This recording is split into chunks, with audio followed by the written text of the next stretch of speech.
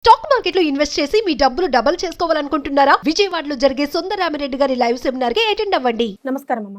నమస్తే సంగీత. పిల్లలు ఏ age group అయినా సరే తల్లిదండ్రుల పట్ల చాలా దురుసుగా బిహేవ్ చేస్తూ ఉంటారు. అంటే వాళ్ళని ఇష్టం ఉన్న మాట్లాడడం కానివ్వండి, కొట్టడం కానివ్వండి, అలాగే వాళ్ళు చెప్పిన మాట వినకపోవడం కానివ్వండి, ఇలాంటివన్నీ చేస్తారు. అలాంటి పిల్లల్ని పేరెంట్స్ కంట్రోల్లో పెట్టాలంటే ఎలాంటి జాగ్రత్తలు తీసుకోవాలి? అసలు కంట్రోల్లో పెట్టడం అనే దానికి ముందు పిల్లలు ఇలా ఎందుకు బిహేవ్ చేస్తున్నారు, గతంలో అలా ఎందుకు బిహేవ్ చేయలేదు, అప్పటికి ఇప్పటికి తేడా ఏంటంటే 10 మంది పిల్లల్ని కన్నా ఒక క్రమశిక్షణ ఉండేది. అంటే పిల్లల్ని పెంచడంలో కాంప్రమైజ్ అయ్యేవాళ్ళు కాదు. వాళ్ళు ఏది అడిగినా ఏది పడితే అది ఇచ్చేవాళ్ళు కాదు. అది కరెక్ట్ అయితేనే ఇచ్చేవాళ్ళు, లేకుంటే వాళ్ళు అంటే ఆగాల్సిందే. ఆ క్రమశిక్షణ ఉండేది. ఇప్పుడు ఆ క్రమశిక్షణ లోపించింది. భార్యాభర్తలు ఇద్దరు ఉద్యోగాలకు వెళ్ళిపోయిన తర్వాత వాళ్ళు చాలా బిజీ అయిపోయారు. పిల్లల గురించి పట్టించుకునే టైం లేదు. నేను వాళ్ళని తప్పు పట్టడం లేదు, ఇద్దరు సంపాదిస్తే కానీ వెళ్ళని రోజులు ఇవి. అంచేత ఇద్దరు సంపాదనలో పడిన తర్వాత పిల్లల్ని నెగ్లెక్ట్ చేయాల్సి వస్తుంది తప్పనిసరిగా. పని వాళ్ళ మీదనో కేర్ టేకర్ మీదనో వదిలేసి వాళ్ళు వెళ్తున్నారు. ఈ పిల్లలకి కేర్ టేకర్లకు అంత బాధ్యత ఎక్కడ ఉంటుంది, అంత కంట్రోల్ ఉండదు వాళ్ళకి.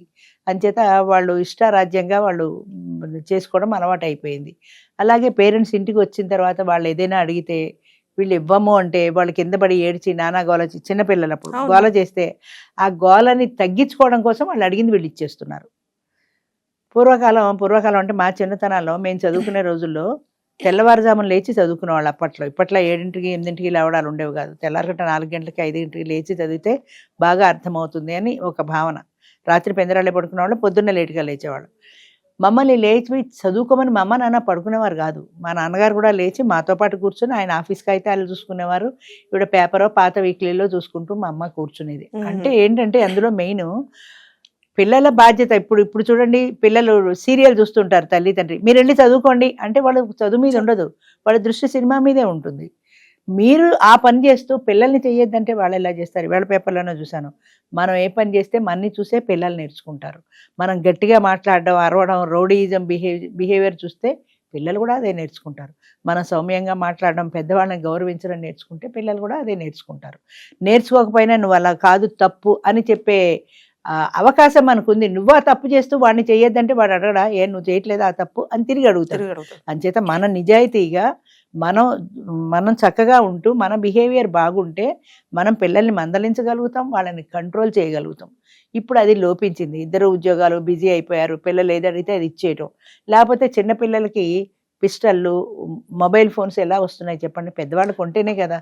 ఎందుకు కొనిస్తున్నారు మీరు పిల్లలకి? వాడు గోల పెట్టాడు, వాడు ఏడ్చాడని ఇచ్చావు మొబైల్, కానీ వాడు అందులో ఏం చూస్తున్నాడో, ఏ అశ్లీల దృశ్యాలు చూస్తున్నాడో, వాడు ఏం చూస్తున్నాడో నీకేం తెలుసు? 24 గంటలు వాడిని నువ్వు మానిటర్ చేయట్లేదు కదా. అలాంటప్పుడు వాడిని తప్పుదారికి నువ్వు ప్రోత్సహిస్తున్నావు. పిల్లలకు, మైనర్లకు చాలాసార్లు పేపర్లలో చూస్తుంటాం, మైనర్ కారు డ్రైవ్ చేసి యాక్సిడెంట్ చేశాడని. అసలు వాడికి కారు తాళాలు ఎందుకు ఇచ్చావు? మైనర్ అని తెలిసిన తర్వాత వాడు కారు డ్రైవింగ్ తెలియకుండా వాడికి కారు నేర్చుకోవడానికి ఎందుకు పంపించావు? వాడికి కారు తాళం ఇవ్వబట్టి కదా వాడు వెళ్ళాడు. ఎందుకు కంట్రోల్ చేయలేదు? వాడు ఫ్రెండ్స్తో పెడతానంటే నువ్వెలా ఇచ్చావు? నువ్వు కంట్రోల్ చేసే కెపాసిటీ నీకు ఉండి నువ్వు చేయటల్లా. నీ పిల్లవాడి మీద ప్రేమతోటే కావచ్చు, కానీ వాడిని తప్పు చేయడానికి ఇండైరెక్ట్ గా నువ్వు ప్రోత్సహించినట్టే. పేరెంట్స్ కూడా మురిసిపోతూ ఉంటారు కదా, అంతే కదా, మా వాడు 16 ఏళ్లకే కారు నడుపుతున్నాడు అని మురిసిపోతారు. రేపు పొద్దున్న ఏదైనా అయితే తెలుస్తుంది. అంచేత పిల్లల్ని క్రమశిక్షణలో పెట్టాలి అంటే ముందుగా ఉండవలసింది పేరెంట్స్ ముందు క్రమశిక్షణలో ఉంటే పిల్లల్ని తర్వాత నువ్వు క్రమశిక్షణలో పెట్టచ్చు.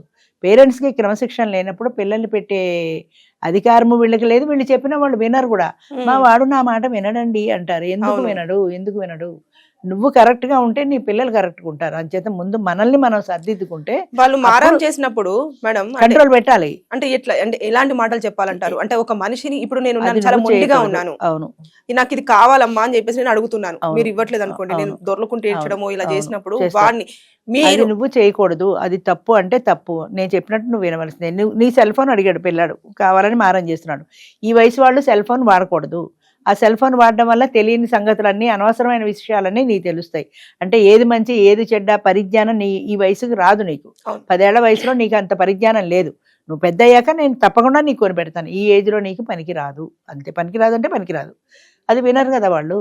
వినకపోతే నువ్వు చెప్పాల్సింది చెప్పడం, నువ్వు అరిచి గీ పెట్టినా సరే నేను కొనను, నువ్వు పెద్దవాడు అయిన తర్వాత నేను కొంటాను. ఆ ఓర్పు, వాళ్ళు ఏడుస్తుంటే భరించడమో, ఆ కోపం భరించడమో, అన్ని విసిరిగొట్టే ఇదంతా భరించే శక్తి పేరెంట్స్కి ఉండాలి. అంత ఓర్పు, అంత సహనం ఉండాలి. అంత టైం లేదు వాళ్ళకి. ఉద్యోగాల హడావిడిలో ఉన్నారు, అక్కడే బోల్డ్ సమస్యలు ఉంటాయి. ఇంటికి వచ్చి ఈ సమస్యను కూడా ఎక్కడ పెట్టుకుంటామని వదిలేస్తారు. 10,000 పోతే పోయింది, వెళ్ళు ఫోన్ కొనుక్కో, వెళ్ళు డ్రైవ్ చేసుకో, వెళ్ళు సినిమాకి వెళ్ళు. సినిమాలకి పిల్లలు ఫ్రెండ్స్తో కలిసి ఎలా వెళ్ళగలుగుతున్నారు? నువ్వు టికెట్కి డబ్బులు ఇస్తే. అసలు పాకెట్ మనీ అనేది లేదమ్మా పాతకాలంలో. అంటే పాతకాలం నేను ఎంకరేజ్ చేయటంలా, పాకెట్ మనీ అనేది ఉండడం ఎప్పుడైతే మొదలెట్టారో దాని మీద నీ కంట్రోల్ ఉందా? వాడికి 4,000 ఇచ్చావు, లేదా 5,000 ఇచ్చావు, 10,000 ఇచ్చావు, ఆ 5,000 వాడు ఏం చేస్తున్నాడన్న నీ కంట్రోల్ లేనప్పుడు వాడు సిగరెటే తాగుతున్నాడు, డ్రగ్సే తాగుతున్నాడు, నీకు తెలియదు కదా. తెలీదు. అంచేత నీకు కంట్రోల్ ఉండాలి. నువ్వు డబ్బులు ఇవ్వచ్చు, కానీ కంట్రోల్ ఉండాలి. దేనికి ఖర్చు చేస్తున్నాడు ఏంటి అని తెలియాలి. అది తెలుసుకునే ఓపిక లేనప్పుడు డబ్బులు ఇవ్వకు వాడికి. వాడికి పుస్తకాలు అవసరమా? నువ్వు పుస్తకాల కన్నా డబ్బులు ఇవ్వకు. పుస్తకాలు అవసరమే కదా అని వాడికి ఇచ్చేయకు. నువ్వు వెళ్ళి మార్కెట్కి వెళ్ళి పుస్తకాలు కొని వాడి చేతిలో పెట్టు. వాడికి కావాల్సిన వస్తువు నువ్వు తప్పకుండా ఇయ్యి. వాడికి డ్రెస్సులు ఇయ్యి, పుస్తకాలు ఇయ్యి, అవన్నీ నీ చేతితో నువ్వు కొని వాడికి ఇవ్వకుండా. వాడు అడిగాడు కదా అని 2,000 బుక్స్ కావాలన్నాడు అంటే వాడు కావాల్సినవి అడుగుతాడు, అక్కర్లేనివి అడుగుతాడు. అందులో ఇది కూడా కలిపేస్తాడు. అంచేత వాడు ఏం చేస్తున్నాడో తెలియదు కాబట్టి వాడికి కావాల్సిన బుక్స్ కదా, నువ్వు బుక్స్ కొని, బట్టలు కొని. నాకు 40 ఏళ్ళు వచ్చే వరకు మా అమ్మగారు నాకు చీరలు కొనేవాళ్ళు. లాస్ట్ టైం చెప్పినట్టున్నా. నా అంతటి నేను వెళ్ళి కొనుక్కునే ఇది లేదు.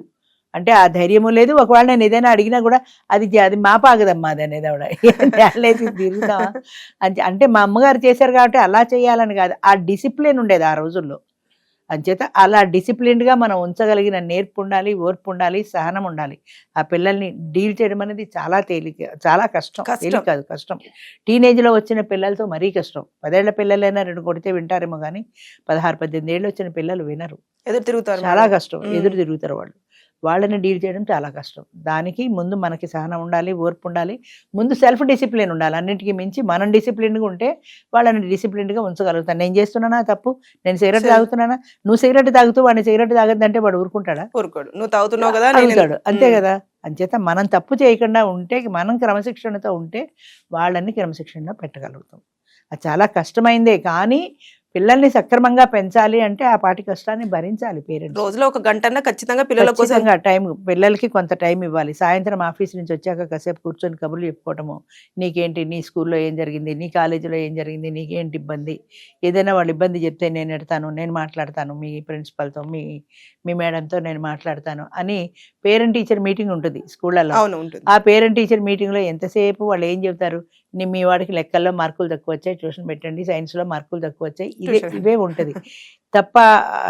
స్కూల్ అంటే పిల్లలకి కేవలం ఎడ్యుకేషన్ ఒక్కటే కాదమ్మా, ఓవరాల్ డెవలప్మెంట్ అది చైల్డ్ ఉండాలి. అంటే అన్ని విధాల, అన్ని రంగాల్లోనూ పిల్లవాడి అభివృద్ధిని దృష్టిలో పెట్టుకుని టీచర్ బిహేవ్ చేయాలి. అంత టైం ఎక్కడుంది? ఉన్న సిలబస్లే పూర్తి కావటల్లా.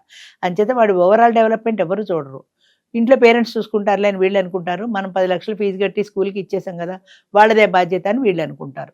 అది ఇద్దరి బాధ్యత అనుకుని ఇద్దరు కలిసి సమానంగా కృషి చేసినప్పుడే పిల్లవాడు అభివృద్ధి చెందుతాడు. ఆ పేరెంట్ టీచర్ మీటింగ్లో ఏదో 2 సబ్జెక్టులు మీ వాడు తక్కువైంది, ట్యూషన్ పెట్టండి అంటారు. వీళ్ళ ఇంటికి వెళ్ళి 2 కొట్టో 2 తిట్టో ట్యూషన్ పెడతారు. డబ్బులు ఇచ్చేసాం, ట్యూషన్ పెట్టేసాం, మన బాధ్యత అయిపోయింది అనుకుంటారు. అలా కాదు కదా. ట్యూషన్ పెట్టాం, కానీ వాడు ట్యూషన్లో కరెక్ట్గా చదువుతున్నాడా, నెక్స్ట్ పరీక్షకి వాడు ఇంప్రూవ్ అయ్యాడా లేదా, ఇవన్నీ చూసుకోవాలి కదా. అంత తీరిక ఉండటల్లా. ప్రధానంగా వాళ్ళని తప్పుపడడానికి కూడా లేదు. ఈ పరుగు పెట్టే యుగంలో వాళ్ళెవరికి తీరిక లేవు. అంతసేపు ఒక్క ఇండివిజువల్ అటెన్షన్ పే చేయడానికి తీరిక లేదు ఎవరికి. అంచేత ఆ తీరిక ఉంటే ఇవన్నీ జరుగుతాయి. ఒకప్పుడు ఉద్యోగాలు లేవు, ఖాళీగా ఉండేవాళ్ళు ఆడవాళ్ళు, ఈ తీరిక అంతే ఉండేవాళ్ళు. ఇప్పుడు ఆ తీరికలు లేవు. అరే ప్రోగ్రెస్ రిపోర్ట్ మీద సంతకం పెట్టేటప్పుడు తండ్రి చూసి ఏదైనా తేడా వస్తే చెవడా లెక్క తీసి 2 తిట్టేవాడు పిల్లల్ని. అసలు ప్రోగ్రెస్ రిపోర్ట్ ఇవ్వడం అంటేనే భయపడేవాళ్ళు.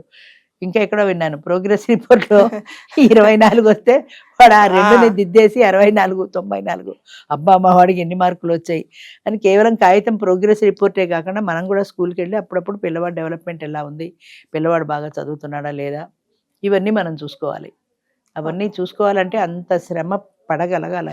అంటే టైం కేటాయించి పిల్లాడి మీద, పిల్లాడు ఏం చేస్తున్నారు, పర్సనల్ అటెన్షన్, ఇండివిజువల్ గా పర్సనల్ అటెన్షన్ మనం పిల్లల మీద పే చేస్తే వాళ్ళకు కూడా భయం ఉంటుంది. అమ్మో మా అమ్మకి తెలుస్తుందేమో, మా నాన్నకి తెలుస్తుందేమో, వాళ్ళు చూస్తారేమో అన్న భయంతో పిల్లలు కూడా అలర్ట్ అవుతారు. ముందు మనం డిసిప్లిన్గా ఉండాలి, నెక్స్ట్ పిల్లలకి డిసిప్లిన్ నేర్పాలి. చాలా కష్టతరమైంది కానీ తప్పదు. అంతే. రైట్, థ్యాంక్ యూ అమ్మ. మంచిది.